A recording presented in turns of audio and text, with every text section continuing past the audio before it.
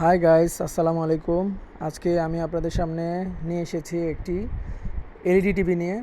এই LED টিভিটার 3-4টা problem. তার ভিতরে হচ্ছে লাইট প্রবলেম সবার আগে, তারপরে আপনার হচ্ছে সার্কিটের প্রবলেম ছিল। এরপরে যে দেখেন লাইটগুলো কাটা, তো লাইটগুলো চেঞ্জ করা হয়েছে, যেটা চেঞ্জ করা হয়ে গেছে লাইট। এটা একটা স্যামসাং এলইডি টিভি 40 ইঞ্চি। তো লাইটগুলা চেঞ্জ করার পরে আলহামদুলিল্লাহ যে লাইটগুলো জ্বলছে, লাইটের কাজ কমপ্লিট। এরপরে লাইট বসানো শেষ, এবার প্যানেল বসাচ্ছি। পাওয়ার বোর্ডে প্রবলেম ছিল, তো এটাও কমপ্লিট।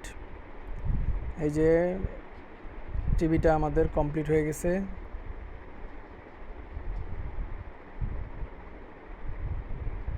আচ্ছা, সবাই ভালো থাকবেন। আমাদের টিভিটা কমপ্লিট। আল্লাহ হাফেজ।